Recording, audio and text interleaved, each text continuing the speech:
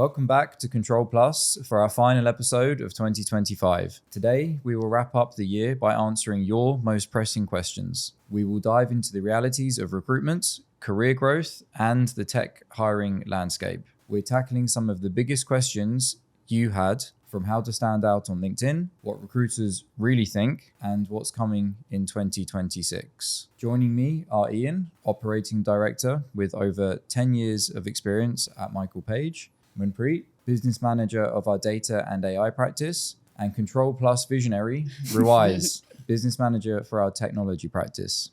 Let's jump in. Okay, guys, let's open up the mailbag. The first questions are going to be focused around what our candidates might be most intrigued to hear our opinions on. So we'll start with one of the most pressing issues that I think people today are having, and that's how to stand out on LinkedIn. So the question that we had from one of our candidates was, what can I do to stand out in a sea of LinkedIn applications? And I'll let whoever wants to go first, please dive in. Well, I'll just start with a very general answer then, I guess. Be relevant, be timely, be strategic, be deliberate, but be humble. And I think if you look at just people trying to build their personal brand on LinkedIn at the moment, and if it comes from a place of arrogance, then it's going to not necessarily resonate with the perfect crowd or the relevant crowd. And if the way that they interact with people, the way that they message people comes across demanding or entitled, then they're going to be ignored.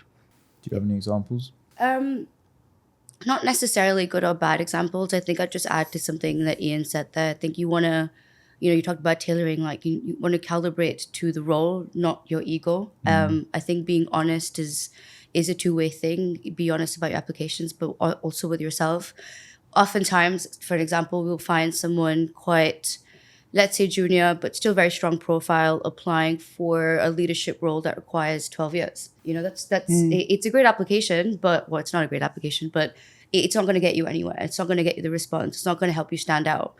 So I think really reflect and be honest with yourself and make deliberate and strategic applications. I think that helps. I think just to add to that, fundamentally to stand out on LinkedIn back in the day, the basics of the profile picture looking really well, like high quality, a very well thought out description of your roles, summary, all of that does help. But I don't know if you guys have seen this, but my LinkedIn is filled with AI comments. Yeah. Like everyone just puts on a post on ChatGPT and finds an AI response and posts a response. And it looks very AI driven. And I mean, when I read it, I can tell it's AI, and it does the opposite of standing out in some sense. I don't know. What reaction do you guys have looking at that? Well, it does stand out, doesn't it? I mean, not in a positive way, does it? For the right reasons. Yeah. I mean, look, I see it. If I look at my inbox and I open it up, I would say at least 50% of the messages I get are quite clearly written by AI. Yeah.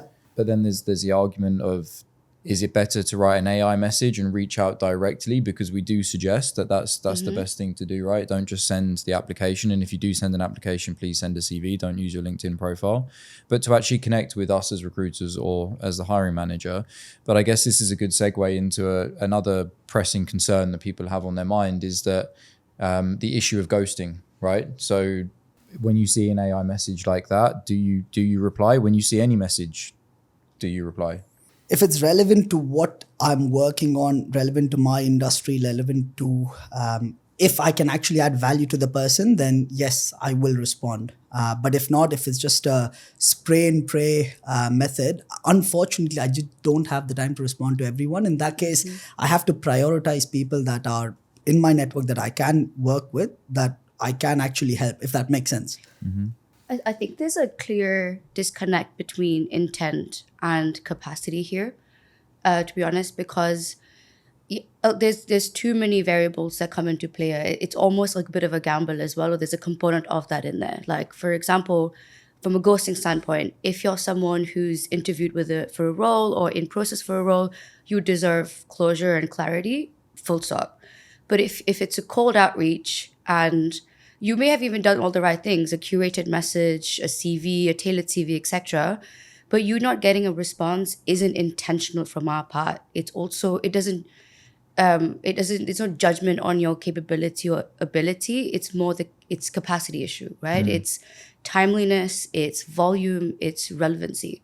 So I can understand from a candidate's perspective, like if no one's responding to me, it kind of feels personal. But I just want to take this opportunity to say it's not. It's more the fact that we get about, I would say, 700 to 800 applications per role at the very least. So if I sit and even respond to half of them, that's half my day gone. That's a whole job on its own, you know? For sure. And look, it is frustrating. I think Yeah. that's a thing that we need to acknowledge and empathize with, that we understand how annoying it is to feel like you're just throwing messages into the ether and never getting a response. Yeah. And the point of this discussion isn't to try and justify that, but it's to try to shed light, like you said, that it's not personal, that shouldn't dishearten people. Yeah. It's purely a capacity and volume. And we're talking about LinkedIn here specifically, but people reach out to us through WhatsApp, probably Instagram. Oh, yeah. Who's got a message on Yeah. Instagram? I've got too many I've had- platforms that people try to reach me. Yeah, Instagram, via Facebook, your WhatsApp, mum and dad and LinkedIn. uncle and brother and whoever Friends, else is yeah. saying that you're a recruiter, can you help me? And the reality is we would love to, but we also need to be realistic that we are used for very niche, Yeah. specific and hard to fill positions. And as much as we would love to say that we have access to every job in the market, that's not the reality. We work on very tailored, specific searches, Yeah. and probably maximum, across the four of us here, 5 to 6 roles a week. Yeah. And if we're receiving 1,000 applicants a week, the chances that they're going to all be relevant for those positions, unfortunately, is quite slim. I guess the market in this region doesn't really allow too much of a too specific a niche process or a niche market focus. So if you look at, I'm from the UK, and in the UK, for example, I've met and interviewed people who are coming out here who work on such niches. One example, someone spoke to me recently who was recruiting for fire consulting in the northern half of the UK. Fire consulting. Fire consulting. That's post-build construction fire consulting. And I found that incredibly interesting. Now, of course, if you were to be that specific and that targeted here in this part of the world, and you receive candidate CVs from people that are of any relevance to that, you're naturally going to probably want to speak to every single one of them. But the reality is the market's too big. If you look at ghosting in a relationship sense or a dating sense, it's predominantly when you've already got into mutual interaction of some form or another, and then you stop responding.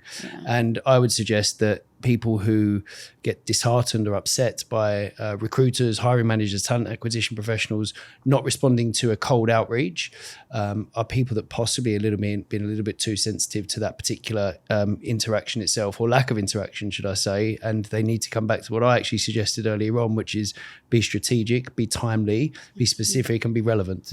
Because if you're not ticking those boxes, you're just literally stopping someone in the street and asking if they want a conversation and hoping they're not too busy to not speak to you. For sure. I can't relate to the ghosting in relationship problem, though. It's just not something I You can't. have to go on a date to be ghosted. God. But it's an interesting point around the sensitivity side of things. And again, to reiterate, we empathize, we understand. And it's ironic that we're sitting here recording a podcast to promote our personal and company brands. But this does also link into the element that a lot of people are working on today, which is their LinkedIn personal brand. And when they think that they've tailored that and they've commented and, as you mentioned, comments, they've replied, they've posted regularly, and they're still not getting anywhere, it becomes even more disheartening. And that's one of the other questions that we had is, does having a personal brand on LinkedIn really matter, or is it just hype? I think anywhere in the world it matters, but if you are looking at arguably the most competitive job applicant market in the world, which is the UAE specifically, and now to a growing extent Saudi Arabia, of course it matters. We're in 2025, about to go into 2026. You have the number one personal branding marketing tool in the world, which pretty much every single person will explore or look at before or after an interaction with everyone they meet in a professional context, sometimes even a personal context. If you are not building and developing your personal brand as a profile, as a LinkedIn profile, as a very absolute minimum, then you are absolutely setting yourself up to kind of be behind everyone else. And I would personally find it ludicrous to think that someone would not necessarily want to, but I do come across people who don't really necessarily either have a LinkedIn profile at all or put much weight into just developing their LinkedIn profile, which again is so easy to do now with the tools at our disposal, which are free. Myself and a few of us about 6 months ago actually had a session, didn't we? Just to really We did. modernize and kind of revamp, so to speak, some of the content on our LinkedIn profiles, just to ensure that it's up to speed. And what would have taken in the past quite a bit of research, looking at a number of different profiles and trying to maybe even a thesaurus or a dictionary to try and find some of the right words, now was a half an hour to 40-minute task effectively, because we had help from different tools online which were free and available for us to use. What kind of signal does it send to hiring managers or line managers when you see a candidate that was never active suddenly posting three times a week at every conference that's available? I mean, I would look at that slightly positively, to be fair. It shows that they're putting in the effort. Sometimes it's a late realization, but, never, what's it saying? Better late than never. That's the saying, yeah. Well, there you go. I think it's useful. And I think this is like your LinkedIn profile or your LinkedIn in general is your cyber presence. It's an opportunity to show personality outside of a piece of paper that they might be looking at, that they may not find what they want from it. They may not have the keywords, but they may want to have personality. Hires are so important now. And that's the one real quick way of showing that. And whether If it you reflects their real personality. I mean, as honest and as professional as you can be, yeah, I think it does in a certain way, whether it's posts, like you said, whether it's you actually taking the time to attend events, right? It shows that you're learning from your counterparts, and there's a lot of positives from that. Whether you started well in the beginning, whether it's a sudden realization, I don't think it should matter. For sure. I think the angle I was looking at it from is that, and I'm sure we've all seen this, is that you'll see a candidate suddenly pop up on your feed and they're acting as if they're the next thought leader within their space, and they're posting 3 times a week, and that's great. There's nothing wrong with that. And then 4 months later, they've moved to a new position and then they go quiet. So there is I think there's a performative aspect to it that I think an experienced recruiter can also kind of see through sometimes. And a tip I would give is that it should really reflect the honest perception of you as an employee and an individual, because ultimately, to go back to your dating example, and it's funny because people have started using LinkedIn for dating as well. I don't know if anyone's heard about that, but LinkedIn for dating, is it working? Do you have the data? I'm asking for a friend, obviously. But you can't catfish, right? You need to come across, you need to represent what your LinkedIn profile says, because you will be extremely disappointing when you get to interview stage if you come across as someone that's a thought leader and a great public speaker, and that doesn't come across in an interview. So Such a good point. You need to be quite But the smart about reality that. is, how many times have you read a CV which looks polished, articulate, like a well-presented individual who looks like they could probably spit out a dictionary to you in every answer that they give you, and they can barely string a sentence together. And the CV appears to be written either by a professional CV writer or nowadays by an AI tool. So you're absolutely right. You can't catfish with a photo, but you actually can catfish, in my opinion, with a LinkedIn profile. Very much so. It doesn't even necessarily take that much. There's a lot of different people offering a professional service out there nowadays that can help with that, and tools that can help you kind of tidy up your LinkedIn profile. But at the same time, it's our immediate reaction as recruitment professionals is to jump to the conclusion, or the kind of assumed conclusion, that if someone is now posting very frequently and they're trying to post a number of thought leadership type of content into their LinkedIn, into their profile, out to the audience, then it looks like they're probably becoming or about to become more active in the job market. Sometimes it might be that they've just been given the feedback internally from their leadership that they might actually have to be presenting themselves in a more professional manner. Sometimes it might be that they just want to try and kind of revamp their professional persona in the kind of professional world. And realistically, that's quite difficult to do in just your office all the time. So LinkedIn can be a great platform for that particular scenario. More often than not, you are right, Matt. It's probably someone who's kind of said market themselves differently. But there are different alternatives there. And I think it would be important for people not to avoid utilizing LinkedIn for all of a sudden in a more professional context, and being worried that their bosses are going to think that they're trying to look for a new role. That ultimately could be a positive byproduct, that then they're being approached more frequently about specific opportunities. But that really comes down to actually someone kind of positioning themselves more appropriately. Absolutely. Okay, next question. Are tech recruiters biased towards candidates from big name companies even if their skills aren't superior? Ruiz, start us off on this one. Look, the short answer is no, because our assumptions and or rather my decision, I can't speak for all of us, my decision, my assumptions are based on what my client needs, right? So when I sit down with a client to understand a brief, I very blatantly ask them where they need their candidates to come from. If they say they want the big names, and oftentimes if I'm working with a certain type of client, they prefer to hire safe, right? They prefer to hire safe from trusted brands because they had their friend that worked there, blah, blah, blah. It's just a safe option to hire. They'll tell me very clearly that they want someone from X, Y, and Z. And in that case, I will have to choose people from there. But I think 2 days ago, we took a brief from one of our clients in which he was like, I actually don't want someone from this specific industry because we haven't done a lot of work in this space. So I kind of want someone from smaller niche tech houses that's a bit more nimble, agile. That's not the norm though. Yeah, that's not the norm, it's not exactly. common. But the short answer is I personally don't, because it's predominantly instructions given to me by my client. I think the word bias plays a bit of a role here, to be honest, because naturally your unconscious bias may kick in. Bigger brands or larger organizations can come as risk signals. You know, there are advantages for this as well. So this is someone that's possibly passed or worked in very complex environments, would have worked at scale, would have had to pass a high kind of or stringent recruitment process. Yeah. Sure. But I think at the same time, we're also very aware that potentially a brand name can get a foot in the door and can get you a conversation at best.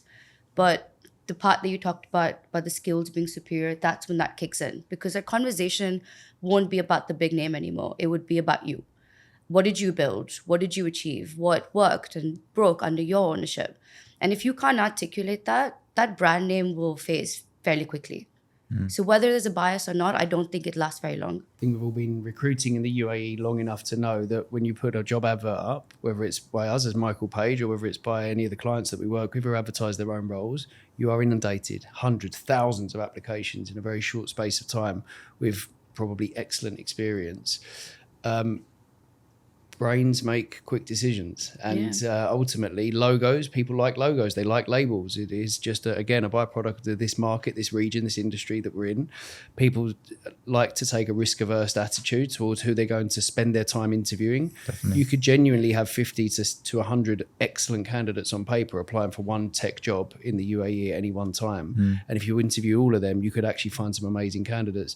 But you're trying to build shortcuts. You're trying to make things easy for yourself. So either you utilize a recruitment partner like us, for example, that actually spends time getting to know candidates, or you make quick decisions based on the CVs on which types of companies people have come from, or you do both, which is what often is unfortunately the situation we find ourselves in when we take briefs from line managers sometimes, and they say, I want someone who's worked at Google, I want someone who's worked at Amazon, for example.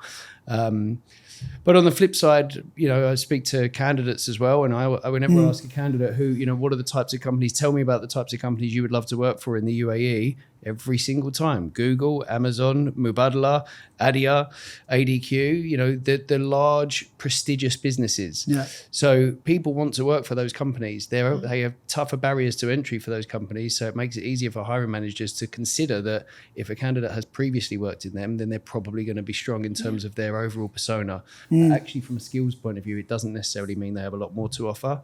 If, as a candidate, as a job seeker, you are trying to stand out without necessarily fancy labels and companies, household names on the CV, then you need to be trying to highlight what are the qualities of your organization that you have worked in. If they're not the biggest organization, what is it that they're proud of as a business? What is it you're proud of as working for them? What is it you've achieved? And what is it they've achieved? Because if you can't necessarily demonstrate the name of a company that everyone's going to know, then demonstrate something that's going to resonate with the companies that you're going to be applying to. It's a good point. Yeah. You make a good point about the hiring manager brief, though, because ultimately this question is directed at us as recruiters, but we are representing a client and we have to act upon what they are looking for. And the reality of the market here is that I think one of you mentioned that it's a very risk-averse market. And I can speak from the digital product space. If I'm recruiting for a ride-hailing app startup that's trying to compete with the likes of Careem, you can guarantee if I send a short list of 5 candidates for a product manager role and one of them has worked at Kareem and the other 4 haven't, they're going to be more interested in that individual regardless of whether or not they're a better candidate. And I try my hardest to educate our clients that that's not always the most beneficial way to approach a search. But look, this is, I don't know who's listening to this. I hope that there's a lot of people that are going to listen to this, but this is a call to arms. We need to change the culture in the region. We need to be more open-minded about the types of individuals that we're hiring, especially in the product, in the digital startup space, because people come with new ideas, and that's what drives us forward and stops us being, and we're not as much as we used to be as a market, but a copycat market where someone looks at Uber and goes, I'm just going to build Kareem to replicate it. So heed this advice, please. Well, you could look at us as an organisation. If Michael Page only hired, and this may not be that relevant to some extent, but if Michael Page only hired recruiters and recruitment professionals from other multinational, large, substantial recruitment companies of a similar nature, the different perspectives, the difference of thought would be very difficult to obtain, and therefore ultimately we would probably not progress, not proceed, not grow in the way that we have. The 3 of us would neither of the 4 of us the 4 of us would work for Michael Page. So it does show that actually when there's an opportunity to be open-minded and people take that opportunity and do take a little bit of a risk, then it can be incredible. Amazing things happen. Yeah. Like us. Let's move on to a question that is also one of the most asked things or frequent bones of contention when it comes to the recruitment process, and that's salary. Should recruiters disclose salary ranges up front, or does that kill negotiation? Kill negotiation for who? I'm assuming from the question that it would be the killing negotiation for the candidate, for their opportunity maybe to negotiate themselves a higher salary or what they think is a fair salary. But let's focus on transparency when it comes to the salary conversation, because this region also operates very differently to a lot of the regions, obviously, where Ian and I are from. There's a lot more that can be discussed and is asked before a candidate ever gets an opportunity to even have their CV submitted, which is another topic of contention. But at what point or what advice would you have for candidates around this in terms of how they approach the salary discussion? And do you feel that it is in their favor or more on the balance of the hiring organizations?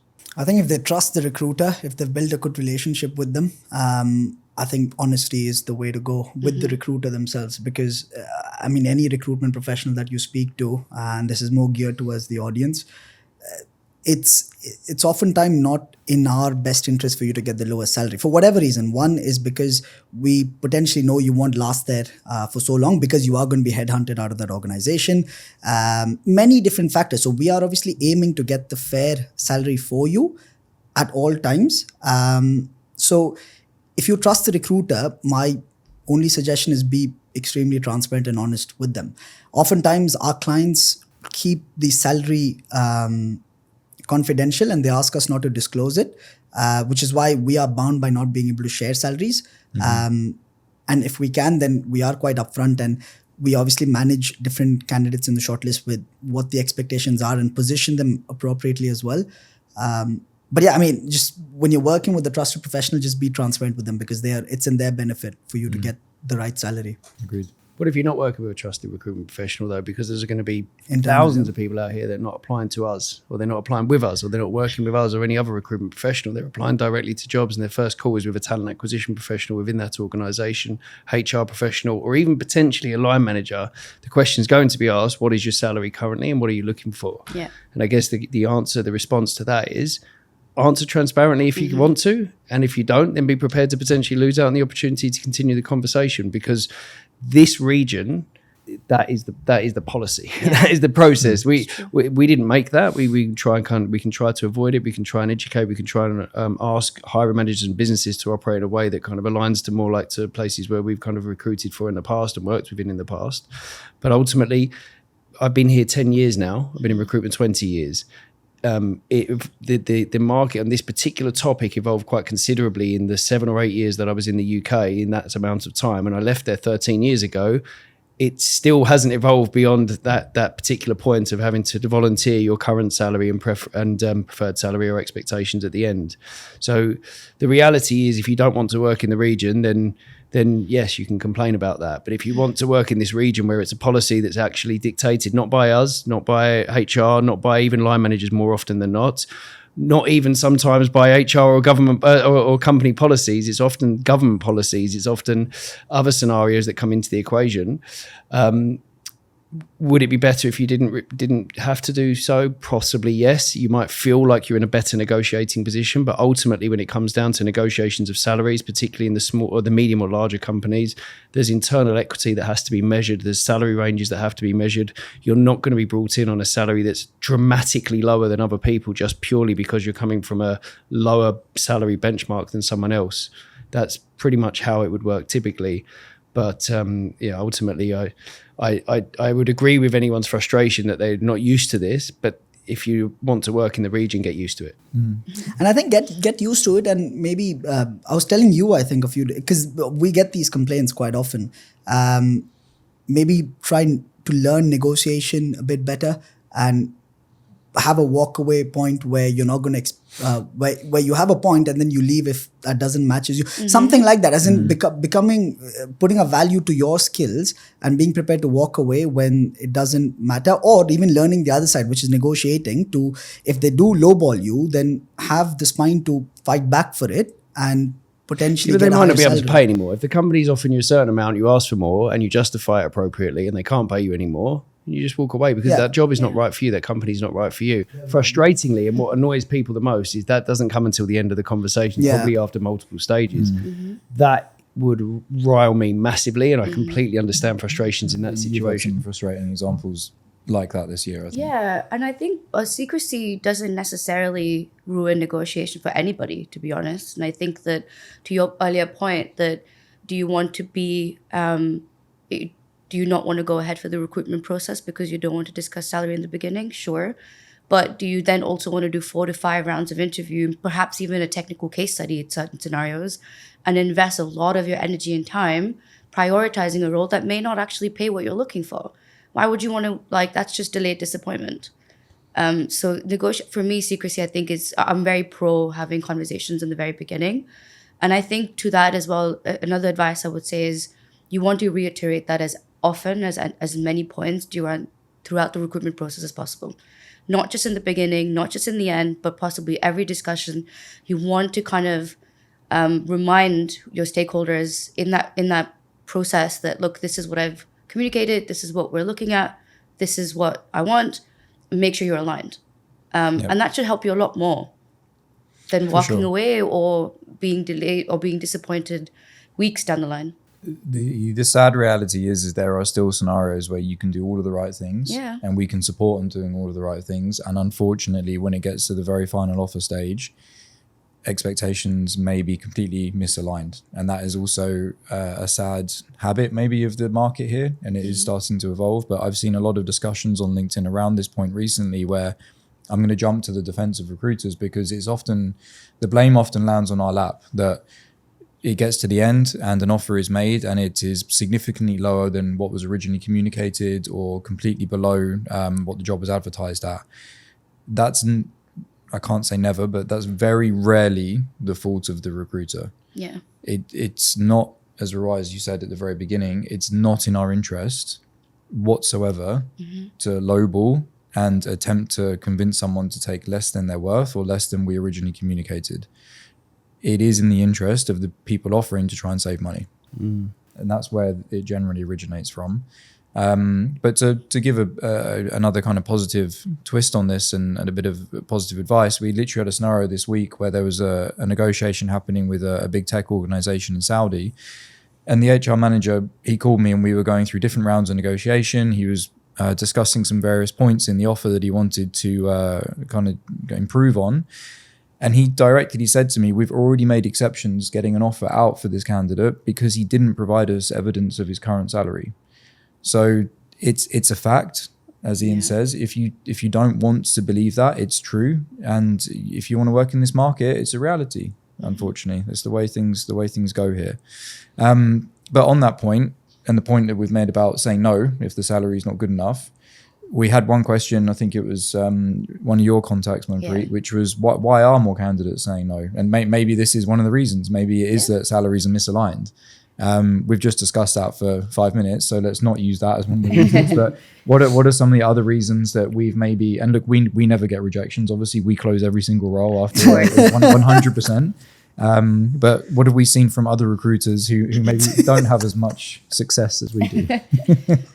I think in addition to our earlier point about salary, I think it's any kind of lack of clarity, to be honest. I feel like now candidates they're not only prioritizing compensation. I think there's multiple variables now. I would put it down to 5. So for example, it could be the actual scope of the role, or how clear and genuine you're being about it, who the leadership, perhaps the team or the organization culture, growth opportunity or stability in this market, and then compensation. Not necessarily in that order, but I feel like if there's at least 3 of those missing in a process, and it's identified by the candidate during the interview process, they'll walk away. Mm-hmm. You're a man that's familiar with no's.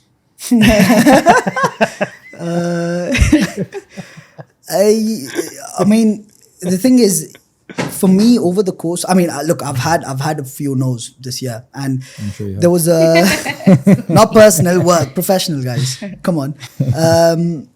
It's a combination of sometimes the candidates not feeling like they've actually interviewed the company themselves. For example, if they don't know the vision of what the product is going to be, if they don't know what their line manager has in store for them or for that role, includes growth and all of these different things, they just don't feel comfortable with investing their career into this role, right? And also, more than comfortable, I think they also get nervous. Look, this market is quite tricky, because if you land the wrong job and you have to leave in a bit, your entire life is tied to your job here, with visa situations, children going to school, bills needing to be paid. So people know this, and if they're not comfortable with if they're not fully committed and comfortable with the decision of them moving, they're not going to do it. They need to be 100% convinced, because oftentimes for candidates, there's a family relying on them. So that's what I've seen. If it's not salary, it's them not being sure of if the company is going to survive, if the manager is going to be there, if they will have a role in the next 6 months, longevity, right? So I think that's what it comes down to mostly. I think if you look at the history, I'm so old when I talk about this. If you look at the last 10 plus years or so, if you look at the mentality of hiring and the mentality of being hired and how that's evolved just in the last 10 years, that's it alone. Even 5 years ago, organizations were hiring people vastly overqualified to perform in jobs that were needed, but they needed expertise, 1, 2, maybe 3 years maximum, and they would probably pay them a little bit over the odds for that particular role. Plus there's the tax-free element. So what they're earning compared to anywhere else in the world seemed like an incredibly great deal, and therefore they didn't really care about culture. People didn't really care from a leadership perspective, didn't really care about creating a warm and professional and fun environment. They didn't really care about creating an environment where people can thrive and really grow within that organization. This is not that long ago that this wasn't even necessarily a consideration. I'm not talking about employer value proposition from a kind of hiring capacity. I'm talking about actually retention. It wasn't necessarily on the top of people's lips.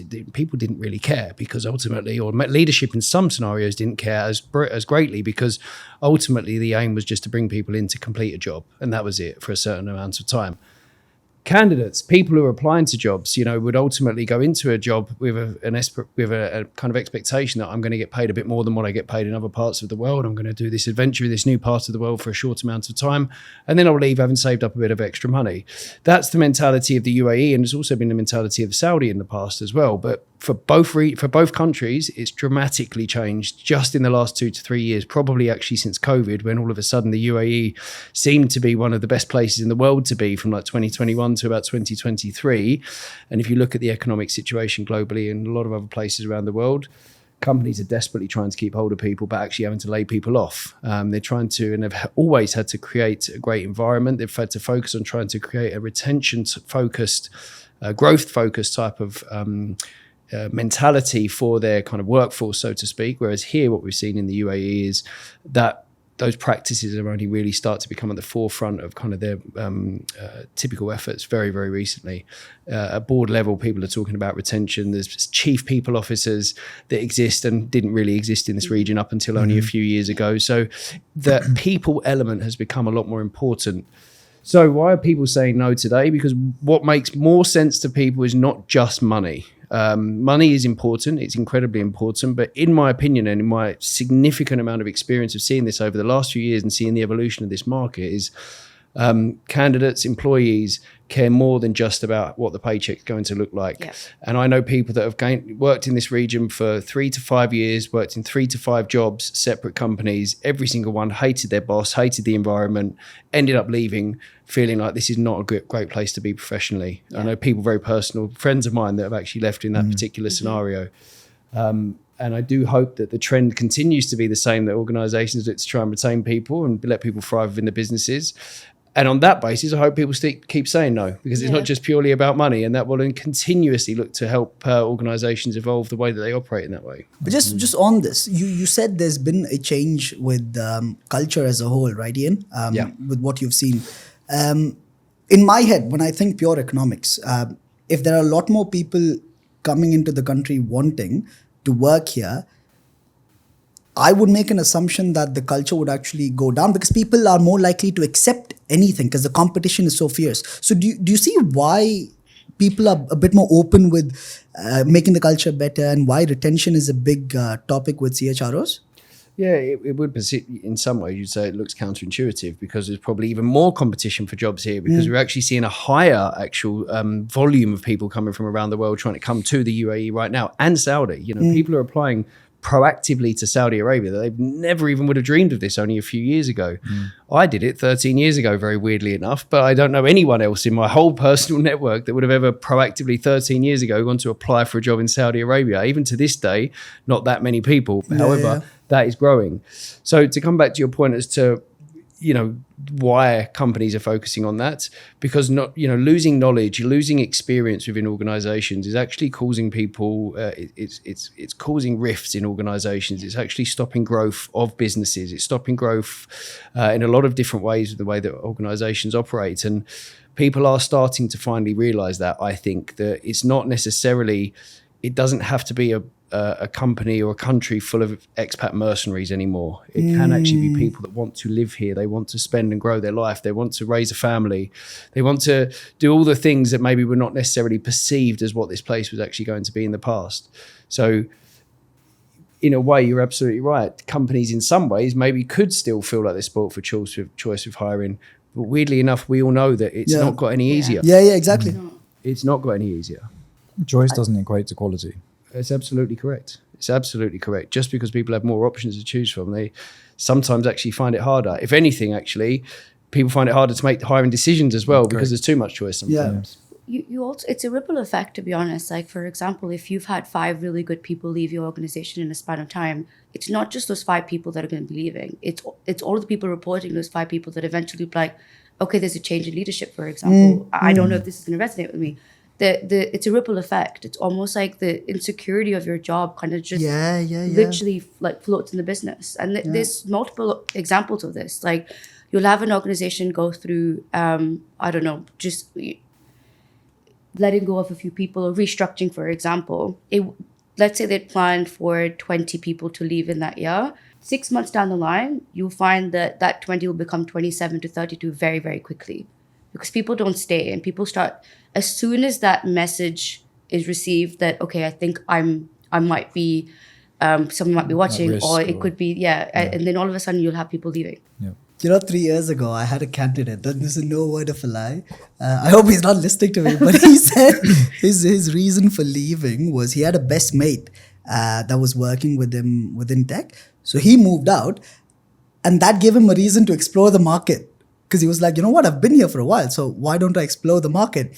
That ripple effect that you were talking about is because his friend left. It's true. And it goes down to that level. Like I actually, it's a good point. because you almost take it personally, Yeah, especially if it's someone you're quite close to. Yeah. Yeah, but it gives people confidence, right? It's like I'm the same caliber as that individual, or I'm at the same stage in my life, and I didn't think he would do it, and he's managed to do it. So why don't I give it a shot as well? Yeah. It's And if you normal. lose your bestie at work, you're kind of out of your comfort zone anyway, because you now got to find some new friends. So, so you might as well explore new options. One final thing I will say on this candidate say no, because there's one other thing that I've seen actually happen too many times, is sometimes candidates have said no, and this does tie in with the salary situation that we talked about. Sorry to bring this back, but people have said no in the past because they've heard through a friend of a friend of a friend that salary is too low. Yeah. Or they've spoke to a friend who used to be in the same situation with them as them in a different part of the world, moved here 5 years ago, and is now earning a certain amount of money, but they're at the same level, but they're not necessarily comparing apples to apples, but they're obviously hearing what they want to hear and making a strong assumption, and I say assumption very, very strongly here, that they are worth the same as a person who's already been here for a while, or same as someone who's already been in a business for a while and legitimately proved themselves. Yeah. That has actually happened in processes I've been involved in far too many times for me to count, and unfortunately it's incredibly misguided. So ultimately people should understand what they're worth. They should benchmark it appropriately, and then realistically only say no if not only the salary but all of the other elements of the equation, so to speak, do not necessarily align. And final point on that: 9 times out of 10, the guy telling you that is lying anyway. Yeah, correct. Yeah. That's true. Look, we'll move on from no's to yeses. What are some standout achievements that you are individually proud of in 2025? We're now moving forwards from the mailbag questions to a bit of reflection. We'll then look forward to some predictions. But before we do that, let's focus on some things that we are particularly proud of without blowing our own trumpets too hard. Manpreet, would you like to kick off? Yeah, I think one achievement I'm particularly proud of was I think this was like earlier in the year, March. We had a upcoming family office ask us to help them hire a very high impact, high visible data and AI leader. I won't say too much about the organization for obvious reasons, but essentially this was a role that was open for the last 5 years. Obviously there was complexity and nicheness involved. 5 years. 5 years. It was a complex niche position, but I think it was also that there's a lot more riding on a hire like this than you might think. It's not just about a leader being hired. It's about the precedent being set for what data and AI is going to look like for that organization. It's the starting point of the adoption, innovation, transformation, and really a strong positive business case of you actually implementing AI or data in your organization. And I think that understanding that and moving away from the complexity and the nicheness of it, but really understanding what's the business problem here, what are they looking to solve, and matching that with the reality of the market. I think that collaboration and that partnership that we built for that particular hire was something that I was really proud of, because it moved away from it being transactional, but actually helping them deliver real impact in their company. Yeah, no, it's amazing. And I'll take that opportunity to talk about the thing I'm proud of this year, because it's very similar to that, but on a wider scale, is the opportunity and privilege that we have to work with organizations like that. And I've got a lot of friends who work in recruitment in other parts of the world. And if I speak to them about the type of companies that they're supporting and the projects that they're working on, they're very boring. We work on some really cool, by our standards. Yeah. by our standards. But I'm amazed still to this day that the organizations that put their trust and faith in us, and I take this opportunity to thank them. I think we can all thank our clients and candidates for their trust in us this year, and long may it continue, because we love working on these projects. We've supported some fantastic initiatives in government, semi-government, private, really weird and wonderful things that makes every day in this job genuinely exciting and interesting. And we've achieved some cool stuff this year. It's not been the strongest market conditions that we've seen over the last 5 years, I'd say, but as a team and as a collective, I think it's been one of our strongest years. Thank you to you guys as well. Little public praise for you. So that's what I'm quite So proud glad of this is this being year. recorded. Yeah, I know. So like you can just replay this to yourself Every single night time. when you get home after a hard day. Just Every review. play that again. What do you think, Royce?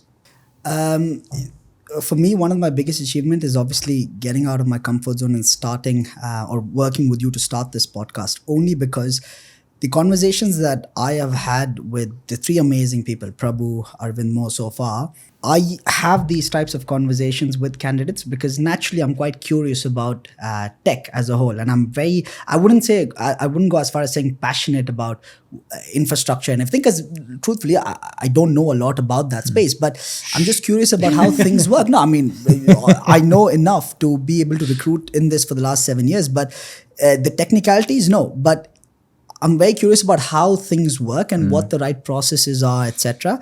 And being able to actually have those conversations on camera and being able to ask what I think are relevant questions to them, and then taking the time to walk me through it and then publishing it online for our audience to also learn.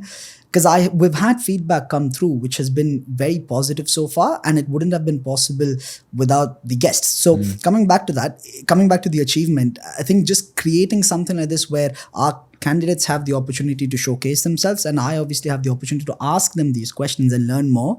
It's been amazing. Like that's getting out of my comfort zone and doing that has been a great achievement so far, and long may it continue. It will, for sure. Season 2 coming next year. I think it's a great achievement and it's excellent for us to be able to say that we're in such a forward-thinking part of the world that 5 years ago a company was looking for a head of data and AI. Yeah. Oh yeah, actually. Yeah, that's true. No wonder they were looking for 5 years. The technology didn't even catch up with the people. I'm going to answer this from a perspective of Michael Page as a business and as a kind of regional presence particularly. So what I'm proud of being part of the business that we work for, that kind of employs us, keeps us going and puts us in front of the people that we like to work with as well is, we've over the last year, we've restructured the business quite significantly. There's been a kind of change of structure. We've adapted to incredibly different market conditions, and some of those changes have included we have a new MD. Now, the MD of the Middle East now, Michael Page Middle East, has been operating within Michael Page Middle East for over 15 years alone. So, and he's been actively recruiting himself as a consultant, as a manager, and he's worked his way up. So he's kind of in tune with the market a lot more than maybe if we'd have brought someone from overseas. He reports to someone as our senior MD who's actually worked in multiple continents and is able to add value from a different perspective. We've launched, or should I say, we've kind of expanded our Page executive practice from Saudi into the UAE and the wider Middle East as well, to give us an opportunity to provide a new type of service to different type of organizations.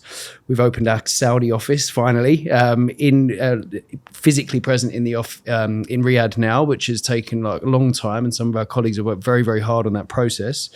We've restructured and consolidated a number of the businesses so that we kind of split into what looks like reasonably functional and suitable and sensible kind of structure across the different directors that kind of run different parts of the business. And I think us four here, as well as some of our colleagues, can be testament to how we've adapted to market conditions, but also how we've adapted to technological advances. And I'm not talking about anything overly elaborate other than just to say we've all fully embraced the utilization of certain AI tools, which have helped us immensely in terms of just giving us back extra time, allowing us to automate some of our administrative tasks, elaborate on some of our administrative tasks. And again, I'm very lucky that we work with people that actually are like-minded in that way, because I often interview people who don't even, it's not a consideration for them. They don't even think about how they can kind of work more efficiently or kind of optimally. So we've had a lot to look back on this year very positively about. We really do. Yeah. And one of the things that the time that we've got back has given us the opportunity to do is things like this, which we've spoken about for years, wanting to host or record a podcast like this, but never really had the time to do it. But Ian and I 2 years ago, no, 2 or 3 years ago, yeah. But it's important because this kind of goes full circle back to the beginning of no recruiters coming back to me. Well, this is an opportunity. People watching this, they can hear from us. We get to answer some of the questions that maybe they'd want to ask us. And I'm sure, majority of the calls we have with candidates, the first 10, 15 minutes is reasonably similar. And I'd like us to kind of, in some more future episodes, cover some of those regular questions so that at least they're getting that insight and info when we can't always give it to people personally. So watch out for that. Let's move on to recruitment predictions for 2026. So we'll keep this as kind of a quick, short fire, rapid round. It doesn't have to be tech related. It doesn't even have to be recruitment related. If you have something funny that you want to make a wild prediction on for 2026, we could make a prediction. Bitcoin to 150K. Why is it going to get less or no dating? I think both. By the way, very just unlikely. for context. No. Look, just for context. All of this is a lie. It's banter, according to the Brits. It's it's personas. It's our character, our podcast characters. Yeah, right? yeah. Like again, coming full circle, we're catfishing everyone. We're completely different to this in person. Ariza has 6 wives, 3 girlfriends. You're just batting people away. Did you say 6 packs or 6 wives? You said 6'5". Like, I think it's really high. Whatever you prefer, mate. Whatever floats your boat. But shoot, prediction 2026. I think based on the data that I have, I think next year we as a market is going to see a lot more senior tech roles based on the data that I've been collecting over the last year. Okay, we'll see how that bears fruition. That should be good for you. Hopefully. I predict that next year will be a lot less, and I know it doesn't necessarily have to be about data and AI, but I think we'll see a lot more real headway in terms of actual products being built in this space than just hype and people talking about what they potentially are going to do, but not necessarily actually do. Inshallah. Yeah. I think, look, for me, I think if I look at this from a couple of different lenses, I think if I look at kind of a micro lens here and I look at kind of people, within our sphere here, I think being able to, how far things have come just for us in 9 months in terms of the utilization. And I use AI as tools because AI is effectively just the overarching kind of theme for a lot of different tools that we utilize, and we're utilizing more and more. But what's already been gained from an optimal perspective over the last probably 6 to 9 months, well, I'm absolutely sure will be further expedited over the next year for us personally, but I think we'll start to see things embraced a lot more widely, not just by our wider business and the colleagues that we work with, but also some of the organizations and people that we work with. But with that in mind, I think we're going to start to see significant more investment, particularly in the UAE, into policies, regulation, privacy elements related to AI and data. And it's been discussed. I've heard it. I've mentioned it quite a lot. And I'm not talking about this from a recruitment perspective, but I think you're going to start to see a lot more talk around how data is captured, what data is utilized for, and a lot more around kind of policies and regulations when it comes to AI as well as data usage. There has to be, right? There has to be, but as we've heard in some conversations, a lot of other parts of the world do not necessarily, they don't necessarily have the forward-thinking experience, ability, or time, or they don't necessarily see it as a priority. But here, I think this particular region, and I go back to a previous podcast conversation that was held. This particular region is not chasing votes. They're not chasing leadership here. We're not chasing the next election. So they are thinking further ahead than the next 3 to 4 years. They're thinking about actually how we're making this a sustainable situation. Yeah. And no one, I don't think any country can be investing genuinely and as heavily into trying to grow and kind of build a digitally native AI kind of government from a service perspective, as well as a kind of ecosystem from a lot of other tools and software and services that we utilize. Now, hopefully that means great things for us from a tech recruitment perspective, but I actually do think hopefully, and more realistically, just from a consumer, from a people, from a resident, from a citizen point of view, it's just going to make our lives even easier. Yeah. Again, inshallah. I think do you guys think in the short term we're going to see a lot of AI increase of AI slop, because a lot of people are just coming into consuming AI tools, and natural progression is through social media, Facebook, Twitter, LinkedIn, all of these things. So we are going to have a lot more of AI slop on LinkedIn, I suppose, till we break that barrier. Well, thankfully, we're being real and cutting through the noise. Quick 5 tips in closing. Things that we can tell our candidates or clients that might help them in 2026.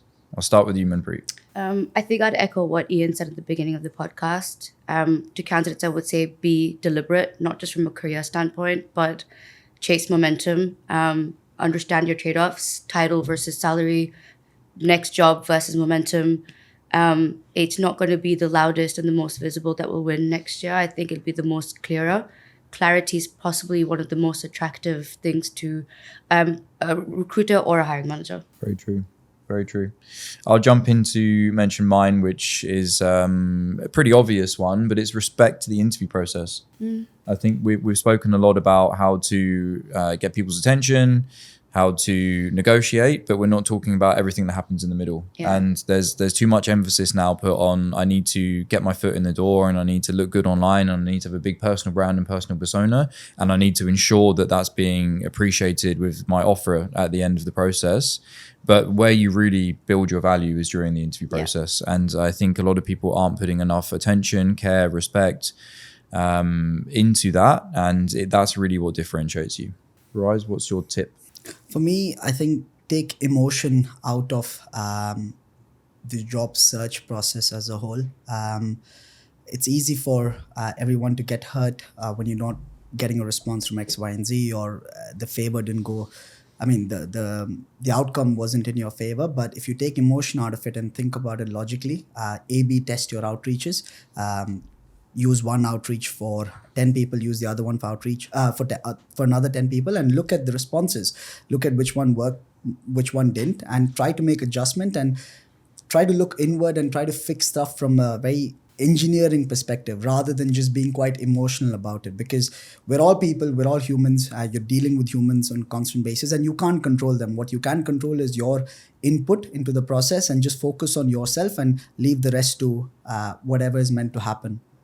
That was a bit philosophical, but Oh, it's a nice way to nearly wrap up. But Ian, we'll leave it with your final closing words of wisdom. What's your one tip for people for 2026?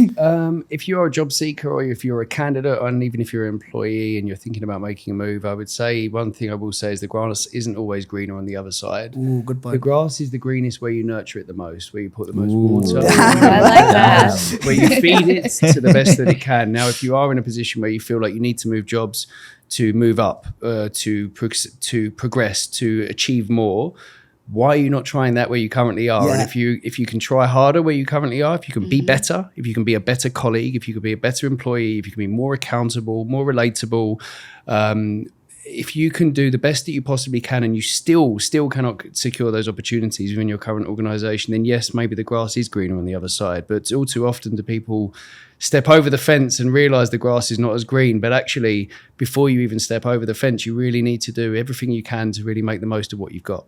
Love that. Yeah. I love that a lot. On that note, thank you, everyone. Here's to a wonderful 2026. Woohoo. And thank you for an amazing This was fun. 2025. Thank you. Thank you.